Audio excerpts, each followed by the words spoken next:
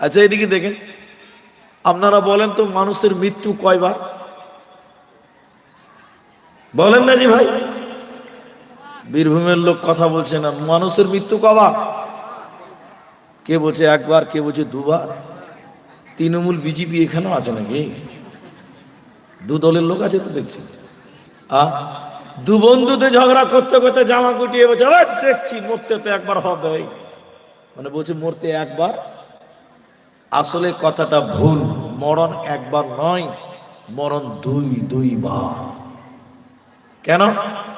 সবাই মৃত ছিলাম, কেউ জীবিত ছিলাম না, আত্মা জগতে ছিলাম, আত্মা জগতে। আবার মৃত্যু হবে, আবার আত্মা জগতে যাব। এই কথাটা যদি না বুঝতে পারেন তাহলে কিচ্ছু বুঝবেন না।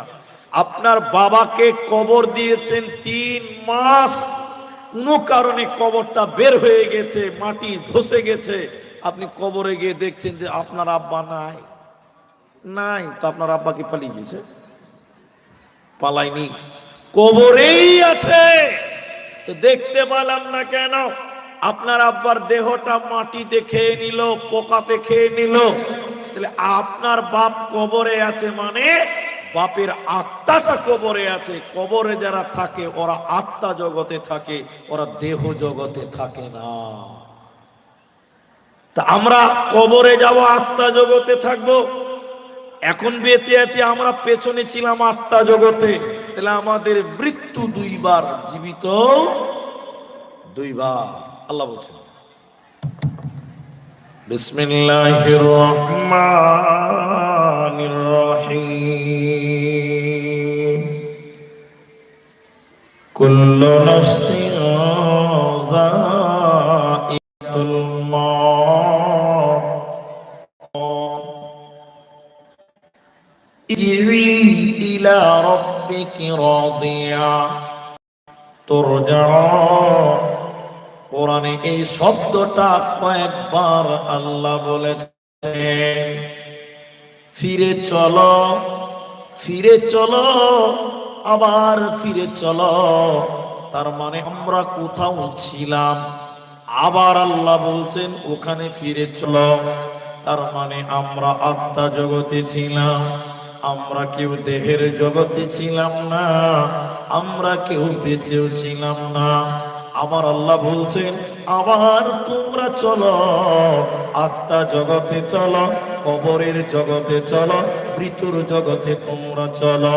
আল্লাহ তাবারাক ওয়া তাআলা বলেন প্রত্যেকটা নাফসকে মৃত্যুর স্বাদ গ্রহণ করতেই হবে। তুমি কুখ্যাত হও চাই বিখ্যাত হও, তুমি যে হও না কেন তোমাকে মরতে হবে। তুমি হিন্দু হলে মরতে হবে, মুসলিম হলে তোমাকে মরতে হবে। হাজরাতে আদম এসেছিলেন, তিনি চলে গেছেন, মারা গেছেন। হাজরাতে মুসা এসেছিলেন, চলে গেছেন, মারা গেছেন। হাজরাতে নবী মুহাম্মদ এসেছিলেন, চলে গেছে, মারা গেছে। আপনার কিনা ফেরাউন এসেছিল, চলে গেছে। নমরুদ এসেছিল, চলে গেছে, মারা গেছে।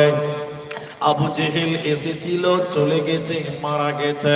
তার মানে দুনিয়ায় কেউ থাকবো না, দুনিয়া থাকার জায়গা নয়।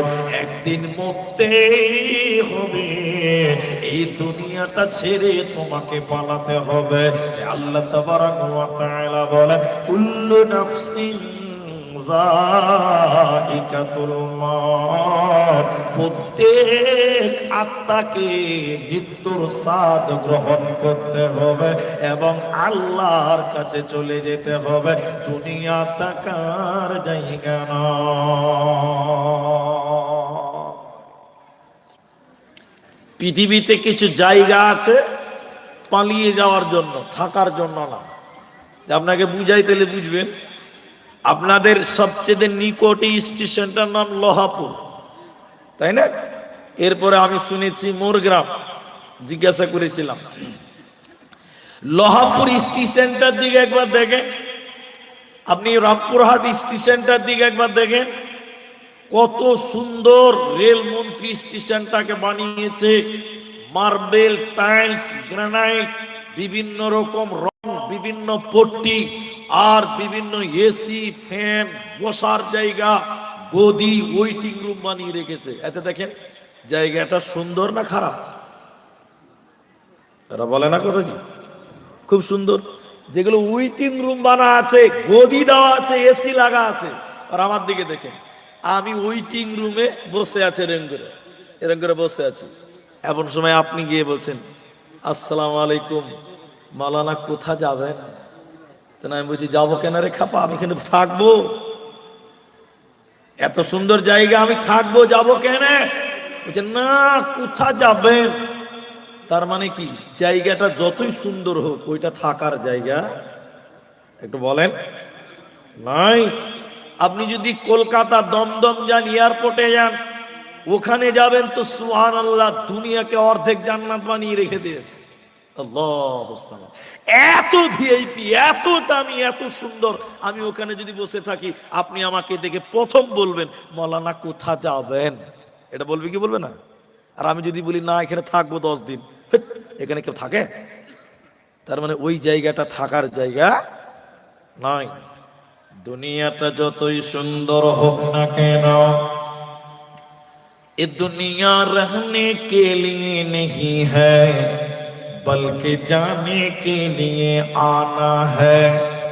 अगर रहने के लिए आना तो जगह नहीं मिलता। এই দুনিয়াটা থাকার জন্য নয়, একদিন ফিরে যেতেই হবে। তুমি যেই হও না কেন যেতেই হবে।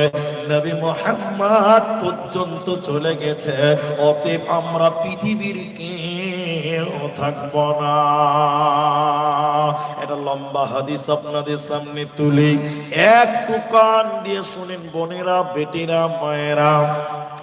আল্লাহর নবী বৃহস্পতিবারের দিন তিনার শরীরে জ্বর আরম্ভ হয়েছিল, জ্বর, বুখার, জ্বর। বৃহস্পতিবার গেল, শুক্রবার গেলেন, শনিবার পার হয়ে গেল, নবীজির কিন্তু জ্বর কমছে না। রবিবারের দিনের বেলায় নবীজির এত জ্বর, এত জ্বর, জ্বরের কারণে নবীজি অজ্ঞান হয়ে যায়, নবীজি বেহুশ হয়ে যায়, নবীজির জ্ঞান থাকে না। এত জ্বর, জ্বরের কারণে নবী থর থর থর থর করে কাঁপছিলেন। রবিবার যখন রাত্রি গভীর হয়ে গেল, রবিবার যখন ঢের রাত হয়ে গেছে, আল্লাহর নবী তাহাজ্জুদের নামাজ পড়লেন। এমন জ্বর, জ্বরের কারণে নবীজি অজ্ঞান হয়ে গেলেন, বেহুশ হয়ে গেলেন। জ্বরের কারণে নবীজি জ্ঞান হারিয়ে গেলেন। এমন সময় মসজিদে নববীতে ফজরের আযান দিয়েছে, নবীজি অজ্ঞান হয়ে গেছে, বেহুশ হয়ে রয়েছে। মসজিদে আযান দিয়েছে ফজরের জন্য। এবার সাহাবীরা একজন একজন করে মসজিদে এলো, নবীজির জন্য অপেক্ষা করছেন, ইন্তেজার করলেন। কিন্তু নবীজি তো অজ্ঞান হয়ে গেছে, নবীজির তো জ্ঞান নাই। অনেক অপেক্ষা করার পর বিশ্ব নবীকে না পেয়ে সাহাবীরা হযরতে আবু বকরকে ইমাম বানিয়ে সাহাবীরা নামাজ আরম্ভ করলেন। এমন সময় নবীজির জ্ঞান ফিরল। নবীজির এত জ্বর, এত জ্বর, নবীজির বললাই। নবীজি বললেন আয়েশা রে, এখন কোন টাইম রে আয়েশা? মসজিদে নববীতে কি আযান দিয়েছে বলো? আম্মা জান আয়েশা বলেন মসজিদে নববীতে অনেক আগে আযান দিয়েছে। আপনার অপেক্ষা করছিলেন, কিন্তু আপনি তো জ্ঞান ফিরেনি আপনাকে না পেয়ে আমার আব্বা আবু বকরকে ইমাম বানিয়ে সাহাবীরা নামাজ আরম্ভ করেছে। বাবা, নবীজি দাঁড়াতে পারছেন না, এত জ্বর। দুটি লোকের কাঁধের উপরে হাত রেখে নবী মসজিদের দরজার দিকে গেলেন। নামাজের দৃশ্য দেখে নবীজি মুচকি হাসলেন। ফজরের পর সোমবার সকাল হলো, নবীজির জ্বর আরো